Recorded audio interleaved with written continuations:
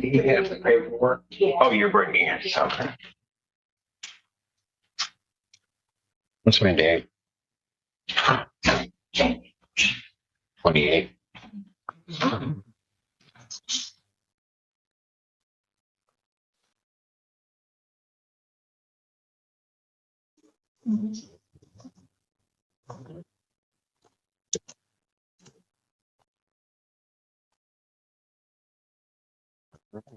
Court does call the case, people versus Joshua Wara. Trevor Mabel for the people here. We are ready in this matter. Lauren Brown, Deputy Chief Public Defender, appearing with and on behalf of Mr. Wara. Mr. Wara, state your name for the record. Joshua Wara. All right. He gets Lauren Brown. That's perfect. That's perfect. And this is a date and time I had set preliminary examination in this matter. My understanding is you would like a forensic evaluation. That is correct, Your Honor. Based on my conversations with Mr. Wara. Forensic evaluation for what? What's going on here? Based on my conversations with Mr. Wara, I believe that it is necessary. Hey, I'm representing myself. What are my charges? What am I in here for? I'm representing myself. I don't need a barcode to represent myself. What am I in here for? What charge am I on here for? I don't need a forensic exam. I'm not mentally disabled.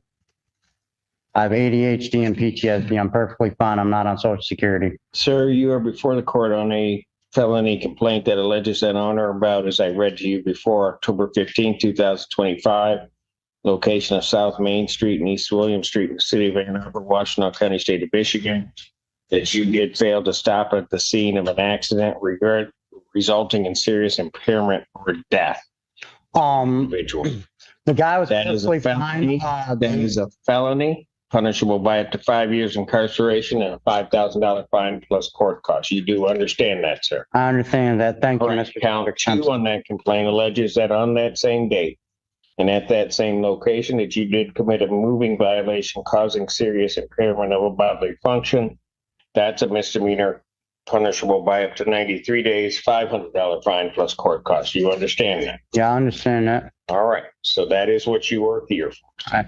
Mr. Simpson, I'd like to subpoena the camera footage from the mobile gas station there on North Main Street that I was at, or on South Main Street where I was at, over on South Main Street in Maynard. My car was parked there the whole time. I accidentally hit the guy. They hacked the light using an AI. So, Mr. Warren, I'm going to suggest to you this. App, the Tomboys and the Ku Klux Klan, and they had broken my glasses when I wasn't. They took my car for a joyride and broke my glasses while I was at St. Joe's Hospital. The Klan did?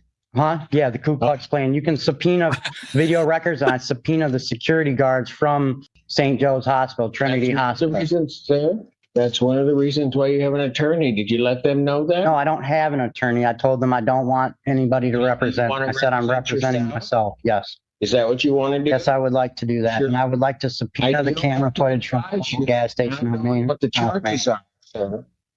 That if you elect to represent yourself, you'll be held to the same standards as an attorney would regarding the rules of evidence and procedure in the courtroom. Yes, Your Honor, I And understand would that. not be shown any favoritism. Yes, and I would like to subpoena my discovery packet, please. If at some point in time you wish then to be represented by counsel, you need to make that request to the court. Okay. I've to- tried calling the public defender's office, and I've tried to tell them I want to represent myself. And I've tried to subpoena my discovery packet, and they won't bring it to me. I need to subpoena my discovery packet for all cases available, please. And I would like, yep. And I would like to also subpoena everybody's address in the MDOC that's involved in the Neuralink case through Secretary of State, phone numbers, text messages, and visual voicemail records. And I would like to subpoena the phone recordings, Securus GTL recordings from when I was in the MDOC at ARF level 4. And WCC pictures and. Sir, I listened to you both through the last hearing and this hearing. So what I'm going to do at this point is I'm not going to relieve the public defenders, but I am concerned, while you have indicated to me that you don't need a forensic evaluation, the court, in listening to you, does believe that you would need a forensic evaluation. No, I'm perfectly fine, Mr. Simpson. Sir. For your own I'm not on Social protection and Security. preservation of your rights. I'm not on Social Security. I'm over the age of 25. I'm not mentally disabled. I do not need a forensic. And sir, here's the thing. I do not I have to the to, forensic center. I have to, in terms of these proceedings, make sure that you are competent and. Oh, I'm very No, competent, Cedric Simpson. You can tell. I'm very intelligent. I have a GED. I got a GED in 2013 in 3 months. All right. I got a GED from Washington Community College Adult Transitions Program in less than 90 days in 2013. You can subpoena that record. If someone can get a GED in less than 5 months, I'm pretty sure they're competent. Not really. And I would like to Well, subpoena my GED from the Adult you Transitions can Program do in that. 2013 at Washington Community College. Subpoena. I will not relieve the public defender at this point, but I will consider certainly that once the. Thank you. Yeah, that way, Forensic if you see I got a GED from WCC in 2013 in 3 months, you know I'm competent. You know what I'm saying? Thank you, Judge. I am going to order a forensic evaluation. I will set a competency hearing just to make sure. I'm going to set that for January 29th, 2025. January 29. a.m. I will sign an order to. Can you give me a PR bond, please? I'm sorry. Can I please, I would like to request a PR bond. This time you can file a motion or somebody can file a motion before the court and I'll consider a written motion, but at this time I'm not going to change the bond in this case. What is the bond? Currently, your bond is set at $25,000 cash sure. Do you have any bail bondsman numbers for me that I could get a hold of, please? Sorry, I'd like to subpoena a bail bondsman. You can check with the individuals at the jail. I'm sure they'll be more than happy to assist you in that regard. All right. So that you understand, I'm leaving the public defender on the case at this point. No, I don't want a Get public the defender. evaluation. I hear you, but I'm telling you what I'm doing.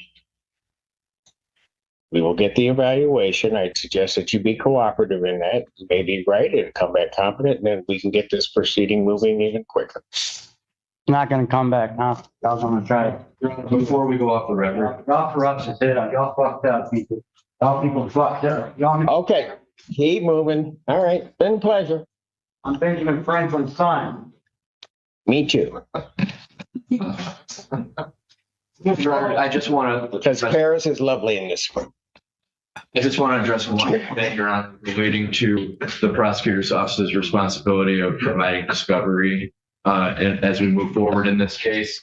The defendant, in attempting to represent himself at the PCC on Thursday last week, stated that he didn't need an attorney, he didn't want an attorney, and that he didn't need the discovery either, that he knew what was going on, and that he wasn't worried about having all the video prior to today's hearing, and we were prepared to proceed today.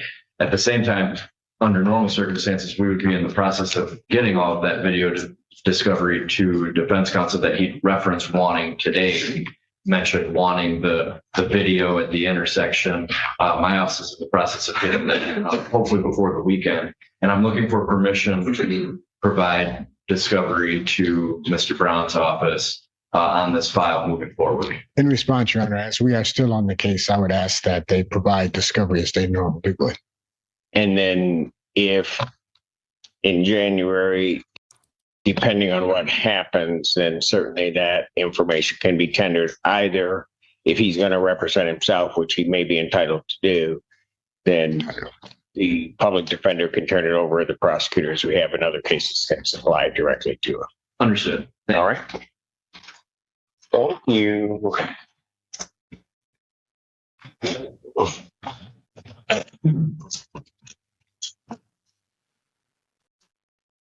At least I wasn't called the Illuminati. Well, that's also called a bunch. It was also called a bunch of other things, but that's okay. I'm good with that. I'm confident in me. So is that your only case, Mr. Brown? I think. It's so long. Court calls the case of the people. Court does call the case. What's your names? Lori Anderson. All right. We're here today for a decision on this case, but I'm a bit confused about one thing. Ms. Anderson, you filed a new case for non-payment? Yes, that was just to make sure for, Make sure of what? she hasn't paid, September, October, or rent. So I was told to file a Did 7-day. did you put September in escrow? This Friday. And then what about October? I'm going to get that in as soon as possible as well. I don't have a deal. So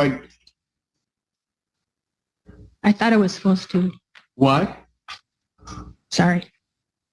What did you say? I thought I was supposed to since she was late for rent for 3 months. Well, if I render a decision on this case, something's got to be done with that one because this is a non-payment also. Yeah, it is, sir. I'm sorry. When is that set for? November 7th. That's the 8:30 hearing. Yes. My date after that is in what? It's included. No, no, this is for Tuesday.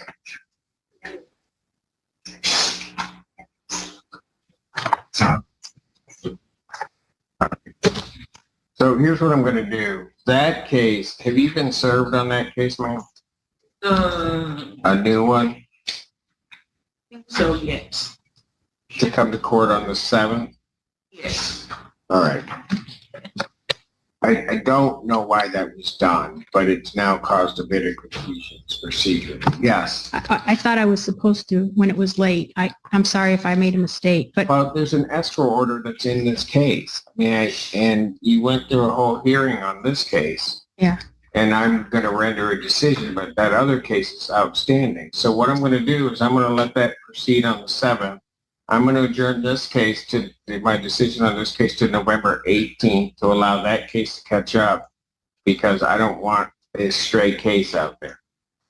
You have the option if you want to, I'm still adjourning this one out to that date, but you do have the option that what you can do is you can dismiss that other case because I don't know what you would get out of that case that you wouldn't get in this case. can I dismiss the? I don't have it in front of me. I don't even know where you filed it. Can I dismiss this case and just go with this one on the 7th? Since it's for non-payment of rent? That's what I prefer to do. I'm not going to relitigate this whole case. I just That's want, what you want to do. no, I just want to do it for non-payment of rent. I can dismiss the, Well, she's got some counterclaims. You want to just dismiss this case and just go forth on Might well keep going. We've been here since June, so I just. Oh, I know. I mean, there's also an outstanding water balance of almost $1,500. So I would just rather cancel this case since I'm the plaintiff and then just go with the 7th.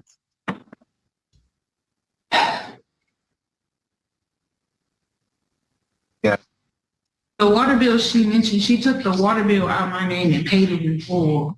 It was due on the 6th and they said it would go on my tax bills if I didn't pay I it. don't know why I'm talking about a water bill at this point. Sir, What do you want to do? Because you've got this thing all over the place. I'm going to withdraw this case and just go with the 7th for non-payment of rent. She's 3 months behind right now. And the water bills, How can she be 3 months behind? She's September, October, and then it'll be November, and then the water bill of $1,500. So it's well over, she owes a total of $15,000, a little over 15, and she has 6,600 in escrow. So it's getting deeper and deeper. The further we delay it, the bigger the hole gets. I'm not delaying anything. You keep doing stuff. I want to call this one and just go for the 7th since I'm the plaintiff on both. For non-payment of rent, that's all I'm concerned. No, I know. That's why I don't understand the second case. Well, that's all I want is the. I mean, you think I'm sitting up here and don't know anything. Yeah. I look stupid, but I'm, No, you're very smart, sir. oh, I know that. I would just rather withdraw this case and just go on with the 7th. You let me know when you're done talking. Okay, sir. Thank you, sir. Are you done? Yeah, I mean, the other attorney, You're not. Go ahead. the other attorney I was working with before suggested that I do that I withdraw this case and just do the 7-day notice. That's what he suggested. He said that would be easier. You done? Yes, sir. Lyman, what would you like to do? So just so that you understand, if she dismisses this case, what I would do is I would pay the escrow over to her, okay, on this case. Now, no, if you dismissed it, I wouldn't be dismissing any of your claims that you have against her. Any of them with prejudice, you'd be able to raise them in the other one if that's what you choose to do. But that's up to you. And then you'd have to come back on the 7th and we'll see exactly where we are. I just feel like we should just keep going because this one. But Finish it out. since I'm the plaintiff, don't I have the right to cancel that one, listening to my counsel? You should have gotten an attorney before you started. I But know, but that's what he suggested I do. He said, no, because once she's answered, she has the same right. She can say no. okay.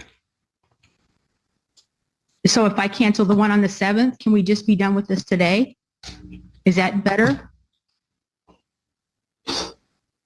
I just don't want to keep dragging this on.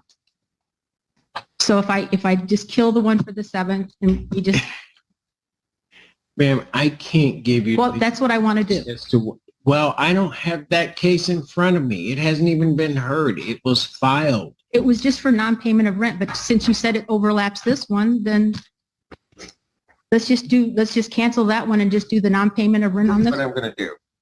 You're going to stop talking. Okay. And then I'm going to do what I was going to do at the beginning. And that is, I'm going to let that other case catch up. They're just going to be together because you elected to file it. Whether, under what reasoning, I'm not even concerned about that. But I'm not going to have two cases standing out in this situation. So I'm adjourning this case for its decision to November 18th. When we get to the other case on the 7th, I will try to have that case catch up with this case, and then we can just decide everything, unless somebody wants to file something else in the end. Thank you. What time on 18th? So, are we coming on the 7th as well, sir? Okay. Thank you.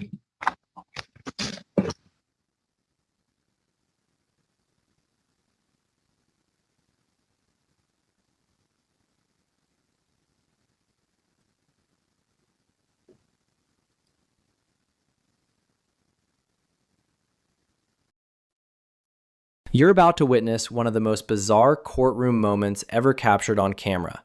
A defendant walks in claiming he's been hacked by the Illuminati, requests $10 trillion, and insists he's perfectly competent to defend himself, despite his lawyer begging for a forensic evaluation. Judge Simpson, known for his no-nonsense style, is about to face one of his most unbelievable hearings yet. But here's the twist. It's not just chaos. Beneath the humor and confusion lies a serious legal question. What really determines a defendant's competence in court? Stick around, because by the end of this, you'll understand why this case became an instant courtroom classic. Wow, what a roller coaster. Let's break this down. First, we have Joshua W., a defendant charged with failure to stop at the scene of an accident resulting in serious injury or death, a felony punishable by up to 5 years in prison. From the very start, his statements raise red flags. He insists he's being hacked by the Klan and AI tomboys, denies needing any mental evaluation, and even references his GED as proof of intelligence, all while refusing the help of a court-appointed attorney. Now, here's where the law steps in. Under Michigan law, and in nearly every U.S. jurisdiction, a defendant's competency to stand trial hinges on one key question. Does the defendant have a rational and factual understanding of the proceedings, and can they assist in their own defense? It's not about intelligence, it's about reality perception and comprehension. Judge Simpson handled this exactly by the book. He didn't immediately strip the defendant's self-representation rights, but he did order a forensic evaluation, a crucial step to ensure the defendant's rights are protected. If Joshua were found incompetent, the case would pause while he undergoes mental health treatment until he's fit to return to trial. But here's the irony. Many defendants like Joshua genuinely believe they're being rational. The courtroom becomes their stage, a place to prove their intelligence or expose imagined conspiracies. Judges walk a fine line between protecting due process and maintaining courtroom control. Then, notice Judge Simpson's tone shift, from patient explanation to firm authority.